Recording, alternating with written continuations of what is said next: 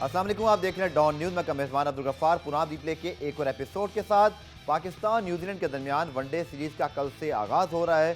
Pakistan New Zealand के दरमियान T20 series 2-2 से बराबर रही और वर्ल्ड कप से पहले अब वनडे सीरीज़ की बड़ी अहमियत है, चूँकि पाकिस्तान टीम को अभी बहुत सारे सवालात हैं जिनके जवाबात तलाश करने। आज के इस प्रोग्राम में उन्हीं एरियाज़ की बात करेंगे कि पाकिस्तान को वर्ल्ड कप से पहले इस गालबन आखिरी बायलैटरल सीरीज़ का कितनी हद तक फ़ायदा उठाना है।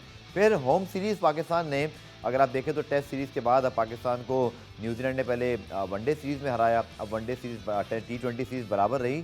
तो क्या कोई प्रेशर भी बिल्ड हो रहा है?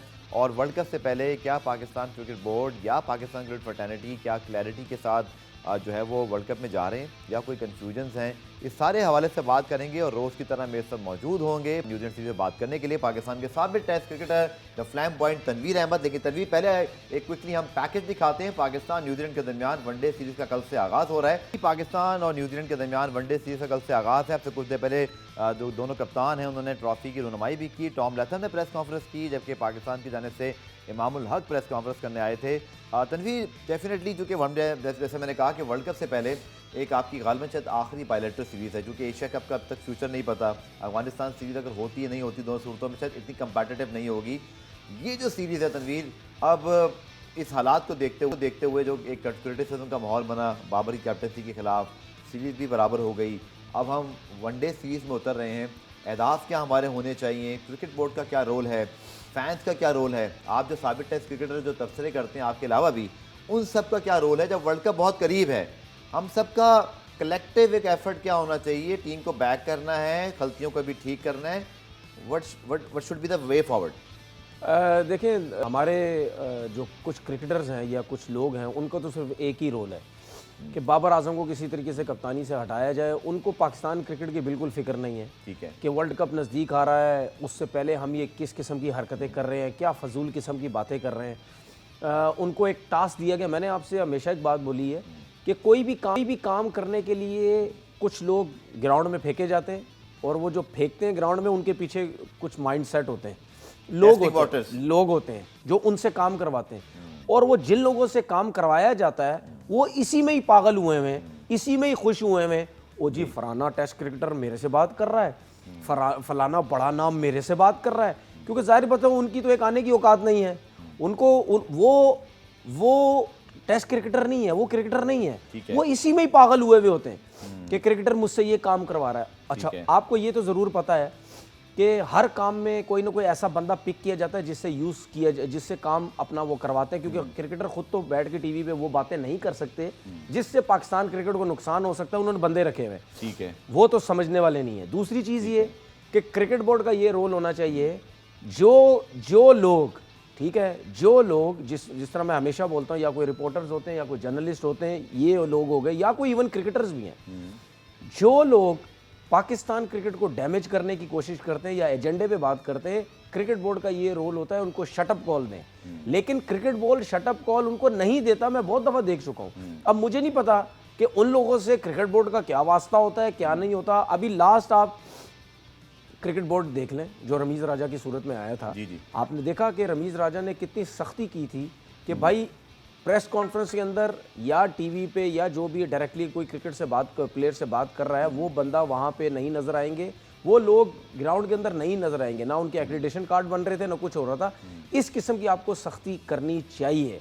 ठीक है, आप उन जर्नलिस्ट को, उन रिपोर्टर्स को आप सपोर्ट करें, बैक करें। मैं भी कहता हूँ जो लाजमी अच्छे काम कर रहे हैं, जो पॉजिटिव बात कर रहे हैं, हम ये नहीं कह रहे कि सब एक जैसे होते हैं, जो पॉजिटिव बात, ये चीज़ें होनी चाहिए।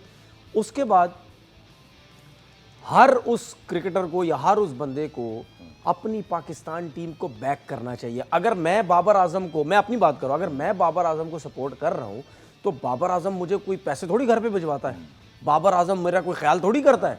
मैं बाबर आजम की जगह कोई और कप्तान भी होता, मैं बाबर आजम के अलावा भी सबको सपोर्ट करता, क्योंकि एक वर्ल्ड कप नज़दीक है। दूसरा, अगर आप बिला वजह किसी को एजेंडे के तौर पे आप उसके पीछे लगे हुए हैं तो वो सरासर नाइंसाफ़ी है। तो भाई, आपके पास एक ही अच्छा प्लेयर आया था, आप उसको लेके चलो। लेकिन ये आज की बात नहीं है, ये ज़माने से मैं देख रहा हूँ। मैं जब क्रिकेट खेलता भी था, उसके बाद टीवी चैनल भी बैठ के मैं ज़माने से देख रहा हूँ। यहाँ पे आपके सामने सरफराज है, आपके सामने बहुत से क्रिकेटर ऐसे हैं दिन में कुछ और होता था, रात में कुछ और हो गया। ऐसे ऐसे चुटकियों पे कप्तान चेंज हो जाते हैं, चुटकियों पे टीम से प्लेयर बाहर हो जाते हैं। तो भाई यहाँ पे सिस्टम है ही नहीं। जिस जगह पे सिस्टम होता है ना, उस जगह पे बात करनी चाहिए। और जिस मुल्क में सिस्टम नहीं है, इसीलिए हम रोज बैठ के यहाँ शो कर रहे हैं। आप चूंकि बात कर रहे हैं वनडे सीरीज की, और जो एक मखसूस किस्म की एनवायरनमेंट है, आपको पता है, आई थिंक मुझे खुलेआम इसकी बात करनी चाहिए खुले लफ्जों में, कि जो एक तलवार लटकी हुई है। लेकिन आज मैं कुछ स्टैट्स निकाल के लाया हूँ। ओडीआई सीरीज़ की अगर बात करें, बाबर के अंडर पाकिस्तान ने 7 सीरीज़ खेली हैं, 6 जीती हैं, 1 हारी है। होम में 4 खेली हैं, 3 जीती हैं, 1 हारी है। 21 मैच जीते हैं, अब खेले हैं वनडे में, 13 मैचेस जीते हैं, 7 हारे हैं उन्होंने। T20 में जनाब 14 सीरीज़ खेली हैं, 8 जीती हैं, 4 हारी हैं। इसी तरह होम में 7 खेली हैं, 4 जीती हैं और 3 हारे हैं। और इसी तरह अगर हम बात करते हैं मैचेस समरी, तो 71 मैचेस उन्होंने खेले हैं, 42 इनकी विन्स हैं, जो अब तकरीबन मोस्ट सक्सेसफुल वो होने वाले हैं। टेस्ट की जनाब बात करूँ, 9 सीरीज़ खेली हैं, 3 जीती हैं, 3 हारी। डेफिनेटली ये एक थोड़ा कंसर्न रहेगा कि हमने चूँकि होम सीरीज़ भी यहाँ पर हारी हैं। और ओवरऑल 18 में से 8 टेस्ट मैचेस जीते हैं, 6 हमारे हैं और 8 टेस्ट मैचेस जीते हैं। तभी कहीं भी किसी फॉर्मेट में ऐसा नहीं है कि हम कोई 15 मैच हार गए और सिर्फ 10 जीते हों। आपको स्टैट्स कैसे लगे सारे? मुझे एक चीज़ बताएं, आपने होम सीरीज टेस्ट की क्या बात की, कितने 3 हारे? हाँ 3 हारे। आपका फास्ट बॉलिंग थी नहीं यार, आपके पास स्पिनर भी नहीं है। नहीं थे आप सारे, आपके पहले 4 बॉलर अनफिट पड़े हुए थे। आप टेस्ट क्रिकेट खेलने जा रहे हैं, आपके पास स्पिनर ही नहीं है, आपके पास तगड़े फास्ट बॉलर ही नहीं है। तो क्यों नहीं? चले आम आदमी कहता है, फिर कौन ढूंढेगा? अच्छा, मैं बाबर भी यार, आपने बड़े मजे यार आपने बड़े मजे की बात की। आज आप भी सुन ले, फिर लोग भी सुन लेते। हमारी सिलेक्शन कहाँ से होती है? PSL से। हाँ, होनी नहीं चाहिए, टेस्ट मैचेस की होनी नहीं चाहिए, मैं इसके खिलाफ हूँ। हमारी सिलेक्शन PSL से होती है। अब आप ये देखिएगा कि जो भी पाकिस्तान टीम में प्लेयर आ रहा है वो ओपनर आ रहा है। PSL में सर्किल में 2-4 छक्के मारता है, ओहो की प्लेयर आ गया जी, की प्लेयर आ गया है, अनु ले लो जी, अनु ले लो, अनु ले लो। 3rd क्लास किस्म की सिलेक्शन कमेटी होती है, उसका अपना दिमाग तो है ही नहीं कि हम कर क्या रहे। एक और क्या होता है, तगड़ा फास्ट बॉलर आ गया, पाकिस्तान टीम में आ गया, ये 2 लोग आते हैं फटाफट पाकिस्तान टीम में। ठीक है, कहाँ प्रॉब्लम हो रही है हमें? मिडिल ऑर्डर में और स्पिनर्स में या ऑलराउंडर में। अच्छा, ये जो ऑप्शंस हैं, ये आपको डोमेस्टिक की लिस्ट ए या डोमेस्टिक की फर्स्ट क्लास क्रिकेट से ये इस चीज को कवर करने के लिए आपके पास प्लेयर्स आने चाहिए। अच्छा, उसके बाद क्या होता है? रोना पिटना लगाया हुआ है, हमारे पास ओपनर है, हमारे पास ओपनर को जाया कर रहे हैं, बाबर नीचे क्यों नहीं आ रहा, रिजवान क्यों नीचे क्यों नहीं आ रहा? ओ भाई, आप सिलेक्शन ही ओपनर्स की कर रहे हैं, आप पाकिस्तान टीम में सिलेक्ट ही ओपनर्स कर रहे हैं। 2 ऑलरेडी खेल रहे हैं, 6-6 आपने लाके बिठाए हुए हैं, मिडिल ऑर्डर से कोई ला नहीं रहे। कहते हैं जी हमारे पास मिडिल ऑर्डर नहीं और ओपनर्स पे शोर मचाया हुआ है। भाई, दुनिया की क्रिकेट में ये मैं स्टैट जो लाया हूं, अगर टाइम में थोड़े से स्टैट बता दूं, बिल्कुल जरूर। देखिए, ये जो मैं स्टैट लाया हूं, अब लोग भी जरा हैरान होंगे कि ये भी है सब कुछ।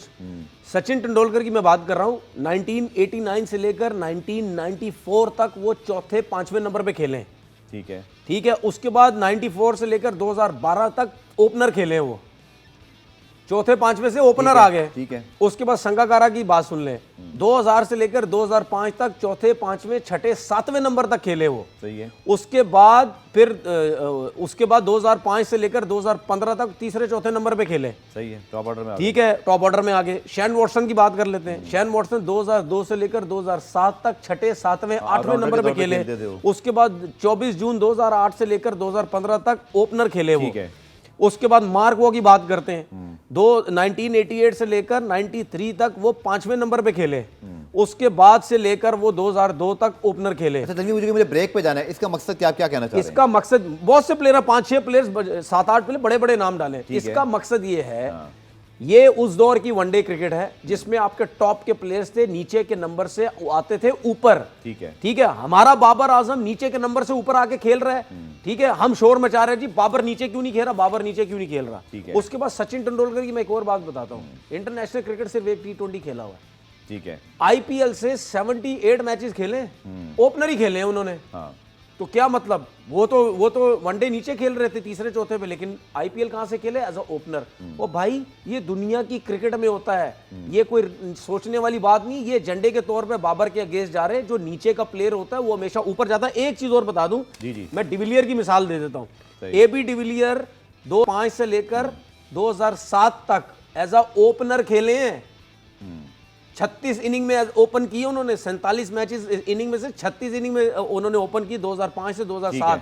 उसके बाद वो बंदा आ गया नीचे, 2007 से लेकर 2018 तक वो नीचे के नंबर पे उसने बैटिंग की है। भाई शफलिंग होती है, सब कुछ होता है, लेकिन बात ये है आप सिलेक्शन ही ओपनर्स की लेके आ रहे हैं, 2 आपके ओपनर सेट हैं, ओपनर लेके आप मिडिल ऑर्डर के प्लेयर्स मुझे लेके आए। आपका पॉइंट में समझ गया, लेकिन इसको मजीद मैं चाहूंगा तनवीर एक्सप्लेन कर दे, जो कि शायद क्रिटिसिज्म यही हो रहा है ना कि आपको नीचे लाना चाहिए, कोई मिक्स एंड मैच कर लें। फिर हमने अफगानिस्तान सीरीज़ में भी ऐसा सोचा था लेकिन हुआ नहीं।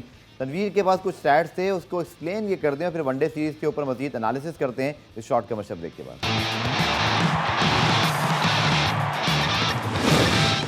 रिप्ले में खुशामदेद और जनाब हम बात करते हैं पाकिस्तान न्यूजीलैंड वनडे सीरीज़ की। रावलपिंडी में कल पाकिस्तान न्यूजीलैंड सीरीज़ का पहला वनडे इंटरनेशनल मैच खेला जाएगा। 3:30 बजे का टाइम आपने याद रखना है और इंशाल्लाह 5 बजे रिप्ले में हम इस मैच पे दोबारा बात करेंगे। हमारे नुमाइंदे हसीब भट्टी इस वक्त मौजूद हैं रावलपिंडी के स्टेडियम में, जहां दोनों टीमें प्रैक्टिस कर रही हैं। अब से कुछ देर पहले प्रेस कॉन्फ्रेंस भी हुई, ट्रॉफी की रनमाई भी।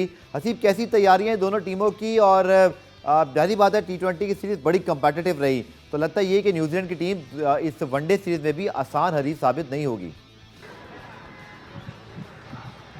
देखिए, पाकिस्तान और न्यूजीलैंड के दरमियान जो वनडे सीरीज़ 5 रोज़ा वनडे सीरीज़ है, उसका जो पहला मैच है वो कल खेला जाएगा। इस हवाले से आज दोनों टीमें जो हैं, इस वक्त आप देख सकते हैं मेरे अकब में, दोनों टीमें जो हैं इस वक्त प्रैक्टिस कर रही हैं रावलपिंडी में। ये मैच जो है कल 3 बजे दोपहर को शुरू होगा, डे एंड नाइट मैच होगा।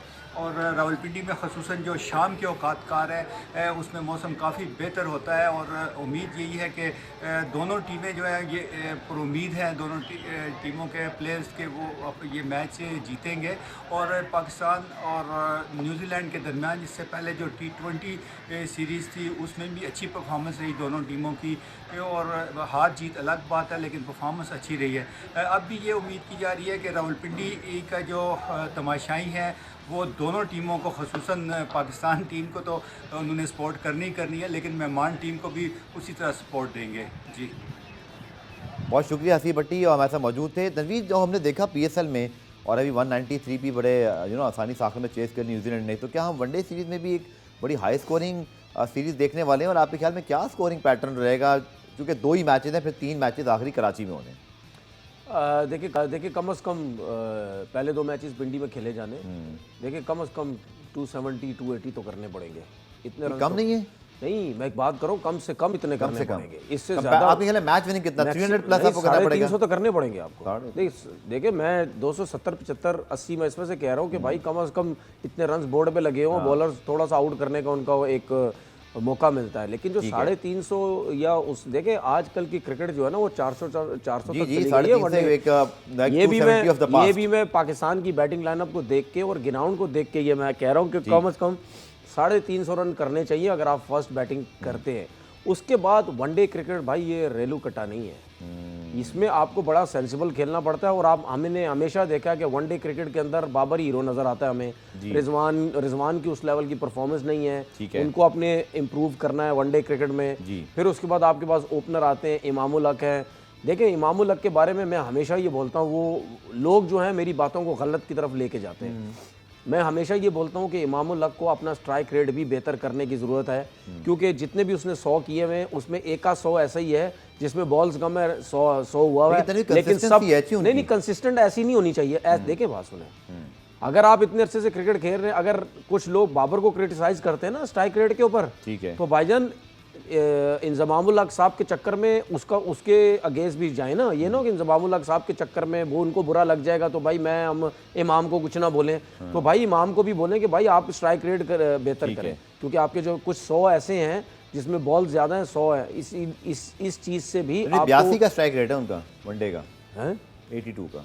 कितना से पूछा 82 का कितना होना चाहिए? 90 प्लस। फिर तो क्या मैं गलत बोल रहा हूँ?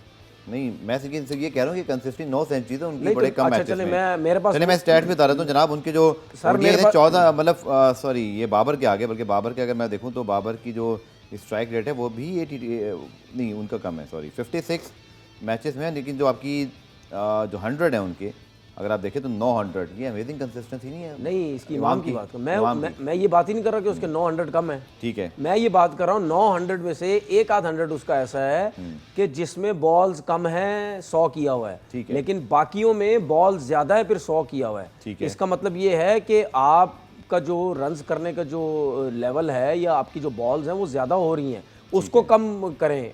ये T20 हो या वनडे क्रिकेट हो, भाई इस चीज़ को बेहतर करने की ज़रूरत है।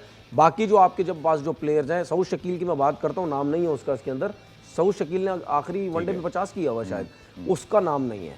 ठीक है, आपने हारिस सोहेल का नाम डाला, मैंने आपसे बात की थी कि हारिस सोहेल के ऊपर भी हम ज़रा डिस्कस करेंगे और लोगों को ज़रा कल इंशाल्लाह ताला मैं हारिस सोहेल के ऊपर भी सारी डिटेल लेके आऊँगा कि इन भाई साहब ने डोमेस्टिक में क्या किया हुआ है और ये पाकिस्तान टीम में कैसे। अच्छा, चूंकि हम स्ट्राइक रेट की बात करें, बाबर के जो स्ट्राइक रेट परफॉर्म में किया हुआ T20 सऊद बहुत बात शकील वो आती टीम है। से बाहर हुआ वनडे है। का स्ट्राइक रेट जो बाबर का है वो 89 पॉइंट समथिंग यानी 90 को टच कर रहा है, बेहतर हो सकता है? नहीं, बेहतर हो सकता है, बुरा थोड़ी है। हाँ यार देखिए मेरी बात, ये खैर असल में हम जो है ना टक्कर ऐसी फजूल में मारी जा रहे हैं लोगों को समझाने के लिए, क्योंकि लोगों ने का भी निकाल रहा हूँ, लेकिन लोगों को समझना है नहीं है, और बाबर पे वैसे ही एजेंडे पे काम हो रहा है, किसी ने नहीं सुनना। भाई ये बात समझे, बाबर आजम ऑस्ट्रेलिया की टीम में नहीं खेल रहा, ठीक है, बाबर आजम इंडिया की टीम में नहीं खेल रहा, बाबर आजम इंग्लैंड की टीम में नहीं खेल रहा, भाई बाबर आजम पाकिस्तान की टीम में खेल रहा है। ना ऊपर है कोई उसके साथ खेलने वाला, ना कोई नीचे है उसके साथ खेलने फखर वाला। जमान की आउटस्टैंडिंग परफॉर्मेंस है, फिर 92 का स्ट्राइक रेट है, फिर उनकी एवरेज 45 की, अंडररेटेड है बहुत वो सर। वनडे आप बाबर आजम के अलावा, मैं से बात कर रहा हूँ कि हमारा टॉप ऑर्डर अच्छा है, मिडिल ऑर्डर का अच्छा प्रॉब्लम मुझे है चीज आपको? आपसे एक सवाल है, कीजिए। बाबर आजम और रिजवान, मैं T20 की बात कर रहा जी, हूँ, रिजवान की वनडे में भी वैसी फॉर्म नहीं है, चले खाली बाबर की बात कर लेते हैं। बाबर आजम के अलावा कोई एक मुझे प्लेयर बता दो, कोई एक बैट्समैन कि जो परमानेंट पाकिस्तान टीम में खेल सकता है, कोई एक बता दो मुझे। तीनों फॉर्मेट में कोई नहीं है। एक फॉर्मेट में कौन है? ऑफ कोर्स वैसे रिजवान T20 में है, फखर अब वनडे में बन गए हैं, टेस्ट में भी सिर्फ बाबर ही हैं। ठीक कह रहे हैं, एक आध एग्जांपल ही है। तलवार तो लटकी हुई, हर किसी पे तलवार लटकी हुई, परफॉर्मेंस भी नहीं है ना तनवीर वैसी। तो भाई यही तो मैं कह रहा हूँ। अब आप एक लड़का जो तीनों फॉर्मेट में परफॉर्म करके इस, मैं अभी क्या बोलूं, मेरे मुंह से उल्टी सीधी बात निकल जाएगी है ना, जिस जहाँ ना बैटिंग है, ना बॉलिंग है, ना मिडिल ऑर्डर, ना कुछ है, उसमें रह के वो इतना बड़ा प्लेयर बन गया है, टॉप रैंकिंग में जाता है, आप उसके बारे में कह रहे हैं जी ये यूं है, ये इसको कप्तानी से हटाओ, ये यूं है।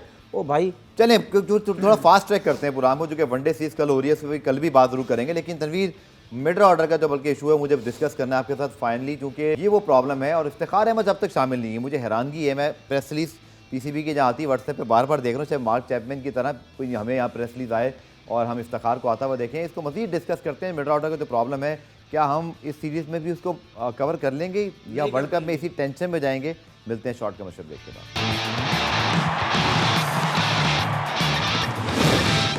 पुरान रिप्ले में खुशामदेद। पाकिस्तान न्यूजीलैंड के दरमियान वनडे सीरीज़ कल से शुरू हो रही है। दोनों टीमों के स्क्वाड्स आपके सामने लेकर आते हैं, जो कि न्यूजीलैंड ने तो एक तब्दीली की है। मार्क चैपमैन जो कि हीरो निकले T20 सीरीज़ की, उन्हें फौरी तौर पर वनडे स्क्वाड में शामिल कर लिया गया। स्क्वाड आपके सामने आ जाए तो फिर हम तनवीर से बात करते हैं कुछ 11 के हवाले से। और Tanveer, again our top order pretty much sorted out, चूँकि इमाम, फ़खर और बाबर नंबर 3 पे ये एक हमारी बड़ी सॉलिड और कंसिस्टेंट जो है वो परफॉर्मेंसेज हैं। जैसे वनडे में आपको थोड़ा सा प्लेयर चाहिए भी जो लंबा खेलें, और ये आपके सामने जनाब ODI स्क्वाड है। अब इसमें अगर आप देखें तो मोहम्मद हारिस की भी इंक्लूजन बाद में होगी जो टॉप ऑर्डर में खेलते हैं। शान मसूद भी मौजूद हैं। इसी तरह अगर आप देखें तो आपके पास अब्दुल्ला शफीक भी यहाँ मौजूद हैं। Now we have too many options for the top order, but अगर आप मिडिल ऑर्डर को देखें तो we have very limited choice. Salman Ali आ गए हैं आपके पास, और फिर आपके पास नीचे जाकर जो है अगर आप देखें तो आपने हारिस सुहेल को शामिल किया। अच्छा, नो इफ्तिखार अहमद, नो सऊद शकील। अच्छा मेरी बात सुने, ये जो स्क्वाड है ना, ये अब स्क्रीन पे हमें नजर आ रहा है। अब इसके ऊपर जरा आराम से खुल के जरा बात कर लेते हैं। जी प्लीज। बाबर आजम ओपनर, जी मैं बैटिंग की भी बात कर रहा हूँ। बाबर आजम ओपनर, आपके पास जो ऑप्शन है, बाबर तो नंबर 3 पे खेलेगा, सॉरी नंबर 3 में फखर और इमाम आ गए। ठीक है, फखर जमान ओपनर है, अब्दुल्ला शफीक आपके पास ओपनर है, इमाम उल हक आपके पास जो है वो ओपनर है, शान मसूद आपके पास ओपनर है। ठीक है, उसके बाद आप मिडिल ऑर्डर चेक कर लो ज़रा। ठीक है, बाबर आएंगे नीचे, उसके बाद बाबर के बाद आप मुझे हारिस सोहेल, जिसकी बिल्कुल फॉर्म नहीं है, वो पता नहीं क्या करेगा क्योंकि आखिरी सीरीज में उसने कुछ भी नहीं किया। ठीक है, उसके बाद मुझे कोई ऐसा प्लेयर बता दें चौथे, पांचवें, छठे, सातवें नंबर पे, इन 4 बाबर के बाद की बात कर रहा हूं, इन 4 नंबर्स पे कोई ऐसा प्लेयर मुझे बता दें जो बिल्कुल वेल सेट है, जो काफी अरसे से खेल रहा है। तो भाई हम कर क्या रहे हैं? अभी थोड़ी देर पहले मैं यही तो बात कर रहा था कि भाई हम सिलेक्शन कर रहे हैं PSL से T20 की, वो लड़का ले रहे हैं हम वनडे क्रिकेट में भी। लेकिन सलमान अली और हारिस सोहेल तो पीएसएल से नहीं आए थे यार, आए हैं, डोमेस्टिक से आए हैं, लेकिन हारिस सोहेल को तो मैं मानता ही नहीं उसकी काम की सिलेक्शन हुई भी है। वो तो परफॉर्मेंस ही नहीं है उसकी एवरेज यार। 45 का है। और छोड़े ना, वनडे की एवरेज को हमने क्या करना, जब मैंने बोला फिर क्या चाह रहे हैं आप? नहीं तो यार, एक लड़का टीम से बाहर हो गया, 3 साल पहले, जिन भूत की वजह से टीम से बाहर हुआ, उसके बाद फिटनेस छोड़े ना, उसकी फिटनेस भी नहीं है, परफॉर्मेंस डोमेस्टिक की नहीं है, तो कैसे आ गया टीम में भाई? आप एक तरफ बोलते हैं कि करंट फॉर्म भी हमें चाहिए डोमेस्टिक की, करंट फॉर्म तो उसकी है ही नहीं, तो कैसे आया? वो वर्ल्ड कप से पहले आ गया। उसके बाद आपके पास सलमान आगा की बात करते हैं, ठीक है, वो भी कोई ऐसा उस लेवल का नहीं, चले अब नया है, अब देखते हैं वो कैसी परफॉर्मेंस देते हैं। एक आध प्लेयर के अलावा आपके पास प्लेयर है कहाँ है? नहीं है, फिर आप क्या, आपने ऑप्शन ही नहीं रखे। अच्छा, मैं तो ये तो कह रहा हूं कि इफ्तिखार अहमद, मार्क चैपमैन की तरह अब तक भी शामिल क्यों नहीं हुए? तो अभी व्हाट्सएप का ग्रुप मेरी बात सुने। अब मैं ये कह रहा हूं, अब रिजवान की अगर बात करते हैं, रिजवान नीचे के नंबर पे आके बीच में बैटिंग करते हैं, तो रिजवान की भी परफॉर्मेंस उस तरह की नहीं है कि आप बोले जी वाकई रिजवान भी बड़ा जबरदस्त जो है वो बैटिंग कर रहा है। अब मेरी बात सुने, जी, हम कहते हैं जी बी टीम आ गई, सी टीम आ गई, जेड टीम आ गई, वाई आ गई, जो कुछ भी आ गई। अब वो जब जेड वाई टी भी टीम भेजते हैं ना, तो उनकी भी एक प्रॉपर टीम होती है, ओपनर्स होते हैं, मिडिल ऑर्डर होते हैं, बॉलर्स होते हैं, सब कुछ होता है। ठीक है, हमारे पास नहीं है वो भाई। किस किस्म का सिलेक्टर्स हैं, किस किस्म का हमारा क्रिकेट बोर्ड है, जो चीज वीक है उस पर क्यों काम नहीं करते? ठीक है, उस पर क्यों काम नहीं किया जाता? सलमान अली आगा की मैं आपको बात करता हूँ स्टैट्स की वजह से। 6 मैचों में 184 रन हैं और 150, लेकिन अब तक एवरेज 561 का मेंटेन किया हुआ है, स्ट्राइक रेट भी 109 का है। तो फिर इनको बैक करें पूरा सीरीज़ में एटलीस्ट एक स्पॉट के लिए, क्योंकि प्रॉब्लम आपकी वही तनवीर जो आप कह रहे हैं, इन और आउट बहुत है और मिडिल ऑर्डर में आपको लड़के को पूरा चांस देना है। तो क्या पहली तरजीह होनी चाहिए मुझे कि आप उसको पूरी सीरीज तो खिलाएं? मुझे सऊद शकील ने 5 वनडे खेले जिसमें से 150 है ना, उनका भी इतना आउटस्टैंडिंग रिकॉर्ड नहीं है यार। 5 वनडे में से अगर किसी एक लड़के का 150 है और एक में बैटिंग ही नहीं आई, तो क्या वो पाकिस्तान टीम से बाहर हो जाता है? मुझे बता दो। नहीं, कहाँ का रूल है, असूल है यार? कि बहुत एक्स्ट्राऑर्डिनरी यार आप 5 वनडे से किसी को चेक कर सकते हैं। 5 वनडे में 150 है, एक में बैटिंग नहीं आई, तो उसको कितने मैचेस मिलने चाहिए? क्या 5 मैचेस मिलने चाहिए? मैं यही तो कह रहा हूँ, आपके पास ऑप्शंस आपने क्यों नहीं रखे? तो नहीं रखते ना, बनाने की कोशिश नहीं करते। मुझे जवाब दें, मैं मार्क चैपमैन की मिसाल, न्यूजीलैंड ने भी ये असेस किया ना कि भाई हमारे पास वैसे भी प्लेयर कम है ना। अच्छा मुझे एक चीज बताएं, डाल दिया उसको। अच्छा मुझे चीज बताएं, ठीक है, आपका जवाब सही है कि भाई चैपमैन की परफॉर्मेंस अच्छी, उन्होंने फौरन उसको डाला कि यहाँ पे बड़ा अच्छा परफॉर्म कर रहा है कंडीशंस में। ठीक है, इन्हीं कंडीशन में इफ्तिखार को भी चलो डाल दो, क्योंकि उसकी डोमेस्टिक की, वनडे की लिस्ट है कि जो भी है वो परफॉर्मेंस है, ठीक है। लेकिन मेरा सवाल ये है कि जो लड़का इनकी पसंद का है वो 20 इनिंग में कुछ नहीं करेगा है, और जो लड़का पसंद नहीं है वो 5 इनिंग में टीम से बाहर हो जाता है। ये कौन सा तरीकेकार है? ये कौन देखने वाला है? ये देखने वाला कोई नहीं है, ये टोटल सियासत होती है। आपको पता है सऊद शकील कब बाहर हुए थे? वो जो शाहिद अफरीदी जब चीफ सिलेक्टर थे और जब वो टीम सेलेक्ट की थी, आपको याद है जब हारिस सोहेल की वापसी हो गई थी, सऊद शकील तब से टीम में नहीं आए थे। देखें, मैं ये कह रहा हूं कि आप अगर किसी को लाएं या ना लाएं, लेकिन जो लड़का अगर पाकिस्तान टीम में आया है, चाहे आप उसको गलत लेके आए, चाहे आप उसको सही, ठीक है, फिर आप उसको मौके दें।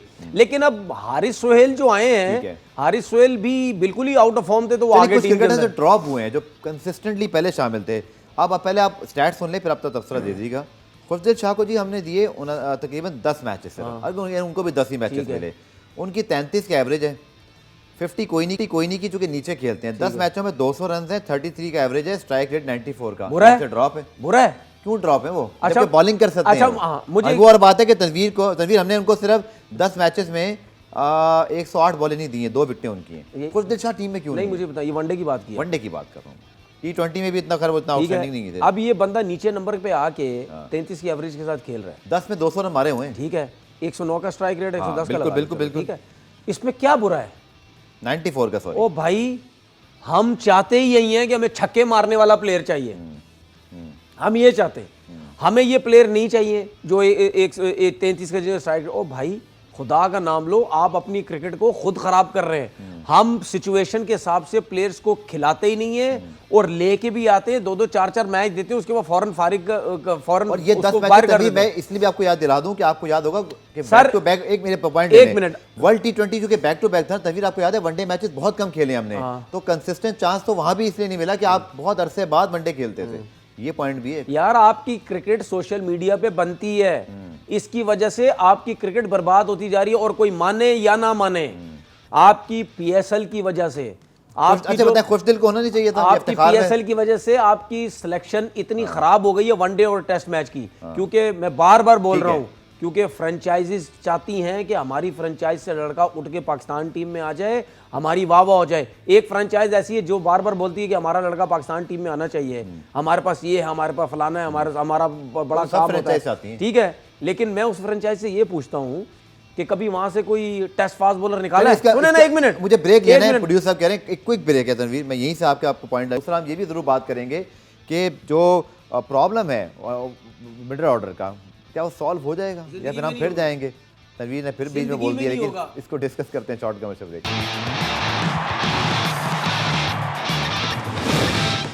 प्रोग्राम रिप्ले में खुशामदीद। तो जनाब बात करें पाकिस्तान न्यूजीलैंड वनडे सीरीज़ की, और अब से कुछ देर पहले न सिर्फ ट्रॉफी की तकरीबन रुनमाई हुई बल्कि साथ साथ प्रेस कॉन्फ्रेंस हुई और पाकिस्तान के ओपनिंग बैट्समैन इमामुल हक ने इस सीरीज़ के हवाले से कुछ बात की। इमाम ने ठीक कहा, क्योंकि 12 में से आपने 9 मैचेस जीते हुए हैं, बाबर आजम ही कप्तान थे 12 मैचेस में, और परफॉर्मेंस इतनी पाकिस्तान की बुरी नहीं, लेकिन वो कहते हैं ना spotlight on the ODI cricket because world cup उसका है। तनवीर अगेन क्विकली मैं टॉम लैथम की प्रेस कॉन्फ्रेंस की तरफ आता हूँ।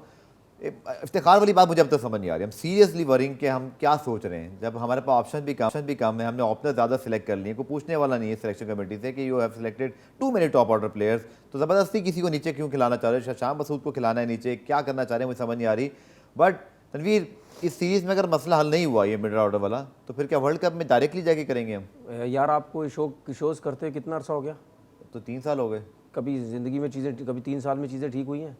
मिडिल ऑर्डर की बात कर रहे हैं? नहीं, पाकिस्तान क्रिकेट की। नहीं, टॉप ऑर्डर ठीक है हमारा, चूंकि प्लेयर अच्छे मिल गए। यार जिस जगह पे सियासत रहेगी वहाँ पे कभी भी चीज़ें ठीक नहीं होंगी, और ना कभी होंगी, और मैं छोड़ भी दूंगा कभी नहीं होंगी यहाँ चीज़ें कभी। यार मुझे एक चीज़ बताएं, एक चीज़ ओपन सामने नज़र आ रही है, बिल्कुल नज़र आ रही है, ये नहीं कि रिटन ऑन द वॉल छुप के खेल रहे, सामने क्रिकेट खेल रहे होते हैं। मिडिल ऑर्डर नहीं है, स्पिनर नहीं है, ऑलराउंडर नहीं है। अगर जो ऑलराउंडर की बात की, हम क्या ज्यादा डिपेंडेंट तो नहीं हो गए? 3 ऑलराउंडर खिला रहे हैं टीम में 11 के अंदर भी, उसमें भी हमें प्रॉब्लम, शादाब, नवाज। अब आप ये देखो, उसमें भी हमें प्रॉब्लम हो रही है। जिस टीम के अंदर 3 ऑलराउंडर खेल रहे हो T20 क्रिकेट में, उसमें आपकी बैटिंग स्ट्रगल कर रही हो। अब आप सोच लें आपका लेवल क्या है। उन 3 ऑलराउंडर्स का लेवल क्या है? इसका मतलब वो नाम के ऑलराउंडर्स हैं भाई, ठीक है। अगर किसी ने बॉलिंग अच्छी कर देंगे, किसी ने बैटिंग अच्छी कर देंगे, किसी बॉलिंग, यही चलता रहेगा, इन एंड आउट उड़ते रहेंगे। शादाब या उसामा मीर कल के मैच में, पहले मैच में मेरे हिसाब से उसामा मीर को खेलना चाहिए। दोनों यार लोग समझते हैं शादाब, मुझे नहीं समझ आती शादाब की, कि वो शादाब यार उस लेवल का प्लेयर नहीं है कि आप ये वही प्लेयर हैं, थोड़ा सा थोड़ी बहुत 1-2 आउट किए, थोड़े बहुत रन्स किए, फील्डिंग अच्छी कर दी, आप पाकिस्तान टीम में रहोगे। इन लोगों से पाकिस्तान टीम की जो जीत है वो, उससे कोई फायदा इन लोगों को नहीं होगा। आपको जितवाएगा बाबर ही, आपको रन्स रिजवान ही करके देगा, आपको बॉलिंग में शाइन कर देगा। क्लैरिटी हो जाए, शदाब की जना 53 वनडे हैं, 28 रन का एवरेज है, और उनके 596 रन हैं, 50 जो है उनकी 4 हैं। अच्छा, इन्हीं 53 ODIs में 70 विकेट हैं। तो बॉलिंग वनडे कितने हैं? 53 में 70 विकेट हैं, लेकिन एवरेज 31 का है, जो कि थोड़ा हाई है। लेकिन एज अ ऑलराउंडर ये इतनी बुरी परफॉर्मेंस नहीं है, लेकिन क्या वो अपना role as a bowler play कर सकते हैं? मैं ऑलराउंडर की बात नहीं कर रहा, क्योंकि मैं इस बात पे पहले भी बहस कर चुका हूँ सोशल मीडिया पे, आपसे भी बहस कर रहा हूँ। मैं ऑलराउंडर उनके अटैक पे कभी नहीं जाऊँगा। मैं चाहूँगा कि उनका जो रोल है कि मिडिल ओवर्स में वो सईद अजमल की तरह, शाहिद अफरीदी की तरह, या आप और दुनिया के स्पिनर्स के नाम ले लें, उनकी तरफ विकेट्स निकाल दें। अगर आप विकेट निकाल रहे हैं, आप रन ना भी करें, आप टीम को जितवा सकते हैं। आप एग्री करते हैं? नहीं तो फिर ऐसा करें ना, फिर उसको एज अ ऑलराउंडर की टीम में लेते हैं। आप लिख दो as a leg spinner team में आया है। मुझे ऑलराउंडर वाला इंपैक्ट नहीं, मुझे बताओ ना, एज अ ऑलराउंडर टीम में आया है, बैटिंग करता तो चलो बोनस कर देता, फिर इस तरह बात किया करो ना, फिर उसको एज अ ऑलराउंडर की वर्ड यूज करते हो। जाहिर सी बात है। देखिए जी, बात सुने, मेरे सामने, मैं दूसरे की बात नहीं कर रहा, मेरे सामने अगर आप उसका नाम एज अ ऑलराउंडर यूज करते हो ना, तो भाई मैं बोलूंगा बैटिंग में भी रन्स करके दो, बॉलिंग में भी रन्स करके दो, वरना आपकी टीम में जगह नहीं बनती। अच्छा, एक सब कुछ छोड़ें, हफीज के बारे में क्या बात हुआ करती थी कि हफीज अगर बॉलिंग में कुछ नहीं करता तो हफीज की तो बैटिंग में जगह ही नहीं बनती। जब हफीज के ऊपर बैन लग गया था तो क्या बात होती थी उस टाइम कि हफीज जब बॉलिंग नहीं कर सकता। यार एंड चल रहा नहीं, शुरू में, एंड में, जब भी यही बात होती थी। ठीक है, तो हफीज के बारे में भी भाई लोग यही कहते थे कि अगर बॉलिंग बैटिंग दोनों करेगा तब वो सर्वाइव करेगा टीम में, बैन लगने के बाद बैटिंग में सर्वाइव नहीं कर सकता। ठीक है, तो भाई शादाब का भी इसी तरह ही है। अगर आपने सिर्फ बॉलिंग की बात करनी है तो फिर उसके नाम के आगे सिर्फ लोगों एज अ बॉलर सेलेक्ट होता है। और ये मैं आपको बता दूं, उसको एज ये मेरी अपनी सोच है, ठीक है। उसको एज अ ऑलराउंडर दिया भी इसीलिए गया है कि बॉलिंग में तो इतना कुछ नहीं करेगा, टीम से बाहर हो जाएगा, टीम से बाहर हो जाएगा, एज अ ऑलराउंडर रखो, ठीक है, उसके साथ फील्डिंग करता है, इस तरह टीम में रहेगा। ये बड़ी चालाकियां होती हैं यार, यही इन्हीं चालाकियों की वजह से 11 चूंकि हमारी वनडे की वजह से आपकी बात भी पाकिस्तान खेलेगी। की क्रिकेट टोटल चालाकियों पे चल रही है भाई, ठीक है ना, सीधे तरीके से ये आपको नहीं आती क्रिकेट। थी, आपने 5 टेस्ट खेले उसके बाद मैं आपको बताऊं अगर मेरे में चालाकियां होती ना, आज जो बैठ के ये मैं सोचता हूं, अगर मैं उस टाइम चालाकियां कर रहा होता ना, तो 50 टेस्ट मैच कहीं नहीं गए थे मेरे, 100 वनडे या 50 वनडे कहीं नहीं गए थे मेरे, 15-20 T20 कहीं नहीं गए थे। मैं चैलेंज के साथ बोल रहा हूं, अगर मुझे चालाकियां होती, चालाकियों की वजह से ही हम रह गए। चलें, टू लेट, आप ठीक लेट है, हो गए। और अल्लाह का लाख लाख शुक्र है, अब सोचता तो हूं चालाकियां नहीं की, लेकिन ये भी सोचता हूं बहुत अच्छा हो गया चालाकियां नहीं की, हो सकता है हम भी खराब हो जाते। चलें 11 के ऊपर कुछ बात करते हैं, जो कि तनवीर मैं कुछ जो मेरे देन में आ रहा है खाका, फिर उसमें आप एडिशन कर दें, क्योंकि टॉप 3 आपका सॉर्टेड है, इमाम, फ़खर और फिर बाबर। नंबर 4 पे अब आपके पास, चूंकि रिजवान 4 पे खेलते रहे, लेकिन क्या 4 पे खेलेंगे, फिर 5 पे हारिस सोहेल, 6 पे सलमान अली आगा, फिर मुझे शादाब, आपके पास फिर नवाज का ऑप्शन है। बाबर आजम के बाद, हाँ। बाबर आजम के बाद मेरी तरफ से किसी को भी खिला दो, बस जवाब दे दिया आपको मैंने। ठीक है, बॉलिंग में क्योंकि शाहीन, हारिस बाबर आपके आजम के पास बाद ना कोई सर है ना कोई पैर है। शाहीन आपके पास है, हारिस रऊफ आपके पास है, फिर आपके पास जो है वो आपने शामिल किया हुआ है, चूँकि आपके पास नहीं, एहसान मेरे ख्याल में सिर्फ T20 चूँकि आपके पास फिर स्पिनर्स का ऑप्शन है। मैं चेक कर लेता हूँ एहसान का स्क्वाड, बल्कि अगर सामने ले आए तो हम इसको अभी रिकन्फर्म कर लेते हैं। तो आपके पास फिर उसामा मीर हैं, शादाब हैं, ये जनाब आपके सामने नहीं, एहसानुल्लाह वनडे में मौजूद हैं। करेक्शन, थैंक यू प्रोड्यूसर साहब, ये सामने स्क्रीन पर आ गई। एहसान को फिर आप कल खिलाएं, डेब्यू करा दें उनका वनडे में। खिलाओ ना यार, चेक तो करो उसको, 10 ओवर में, जूनियर भी 10 ओवर में कैसी बॉलिंग करता है। आपके वसीम जूनियर भी खेल रहा है, आपके देखिए बॉलिंग का ऑप्शन है आपके पास, आप खिलाएं इनको, नए लड़कों को चांसेस दे। स्पिनर भी आपके पास नवाज भी है, ठीक है। लेकिन अब हमने बैटिंग एक और चीज़ देखी कि पाकिस्तान जो आपकी हमने स्ट्राइक रेट वगैरह की बात की, मैच फिनिशर का रोल तनवीर बहुत इंपॉर्टेंट है। दुनिया में अच्छी टीमों के पास मिलर भी हैं, किसी के पास हार्दिक पांड्या अब स्टैब्लिश हो गए हुए हैं, इसी तरह दीगर ऑप्शंस भी हैं। हम किसको ग्रूम करें? अगेन बात वहीं आ जाती है। मेरे प्रोड्यूसर साहब भी मेरे कान में यही कह रहे हैं कि इफ्तिखार ये वाले ऑप्शन पे क्यों नहीं गए हम लोग, उनके देने में भी सवाल चल रहा है। मतलब इसमें क्या रॉकेट साइंस है? क्या सिलेक्शन कमेटी इस पर इनएक्टिव तो नहीं बैठी हुई क्योंकि किसी का कोई डोमेन नहीं है? बस जो हो गया सो हो गया। लेकिन मोहम्मद हारिस तो आ गया, लेकिन मोहम्मद हारिस खेलेंगे आपके ख्याल में? पांचों में से कोई मैच खेलेंगे तो उनको डालने का फायदा क्या है? वो तो बैकअप रहेंगे। यार मोहम्मद हारिस की तो मुझे समझ नहीं आई, क्योंकि मैंने कल भी बात की थी कि मुझे नहीं लगता ये पर्ची पे आया या क्या आया, क्योंकि वो जिस तरीके से शॉटे मार के आउट हो रहा है, इस तरीके से तो किसी की सिलेक्शन भी नहीं बनती, और वो उसको उठा के वनडे में भी डाल दी है। उसके बाद ये जो आपने स्ट्राइक रेट की बात की ना भाई, मेरी नज़र में हर चीज़ स्ट्राइक रेट नहीं होती। ठीक है, मेरी नज़र में आप स्ट्राइक रेट को बेशक थोड़ा सा कम कर लो, लेकिन आपकी अरे आप कहते हैं इमाम का स्ट्राइक रेट कम है, और एवरेज भी होनी चाहिए, मैं वो कह रहा हूँ। अच्छा, एवरेज 50 का एवरेज है उनका? यार आप नीचे के नंबर्स की बात कर रहे हो भाई। अच्छा, मैं पहले ऊपर के, आपने आप ऊपर की बात नहीं कर रहे, आप नीचे के नंबर्स की बात कर रहे हो। ऊपर के नंबर पे आपको सर्किल तो खुशदिल ठीक थे। फिर 33 का स्ट्राइक रेट, 92 का एवरेज, एवरेज के स्ट्राइक रेट 33 का एवरेज, 92 का स्ट्राइक रेट कितना? 92 स्ट्राइक रेट। हाँ, एवरेज कितनी? 33। ठीक है, मेरी नंबर पे, ठीक है, मेरी नजर में वो है। मेरी नजर में वो बंदा नहीं मुझे चाहिए जिसका 160 का स्ट्राइक रेट है और एवरेज सिर्फ 15 की है। क्योंकि तनवीर हमारा वक्त खत्म हुआ, लेकिन बड़ा इंटरेस्टिंग होगा कल। बहुत शुक्रिया आपका कि कल हम 11 क्या उतारते हैं, जो कि बहुत सारी चीज़ें जो हमें अभी भी नहीं पता। चूँकि अब ये बहुत अरसे बाद वनडे क्रिकेट हमारी, चूँकि वनडे सीरीज हमारे ज़रूर थे न्यूजीलैंड से, लेकिन कंसिस्टेंसी से नहीं खेला, तो इंटरेस्टिंग होगा हम क्या 11 उतारते हैं। फिर हमें भी कल समझ में आएगा। तो कल 3:30 बजे मैच शुरू होगा, तो 5 बजे हम लाइव आपको समझ आ गया, बात करेंगे कि क्या होगा मामला। हमें तो कभी भी नहीं समझ आएगा। और मुझे और तनवीर को आज के लिए इजाज़त दीजिए। कल 5 बजे दोबारा आपके साथ हाजिर होंगे। तब तक के लिए अल्लाह हाफ़िज़।